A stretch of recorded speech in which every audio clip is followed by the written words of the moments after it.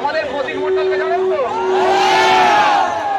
প্রতীকদা এই প্রোগ্রামটাকে অ্যাটেন্ড করবে বলে গতকাল কেরালা থেকে এখানে এসেছে। কেরালায় উনি ছিলেন, উনি তো রেফারি জানেন তো, এসেছেন।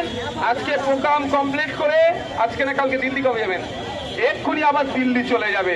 এই রকম লড়াকু লোক আপনাদের সাথে আছে, বুঝতে পারছেন? আমাদের একসাথে লড়াই। এই লড়াই কে প্রতীকী মন্ডল, কে বিশ্বজিৎ মাইতি, কে তাপস ব্যানার্জি, কে শামসুর আলী মল্লিক, কে কুতুবুদ্দিন ফাতি, কে নওশাদ সিদ্দিকী দেখার লড়াই নয়। এই লড়াই বাংলাকে বাঁচানোর লড়াই, ভোটাধিকার বাঁচানোর লড়াই। আপনাদের বলবো, আপনারা দূর দূরান্ত থেকে এসেছেন, আপনারা বৃষ্টিতে ভিজেছেন, প্রতীকদাও বৃষ্টিতে ভিজেছে। লক্ষ্য একটাই, ভোটাধিকার বাঁচাও, গণতন্ত্র বাঁচাও।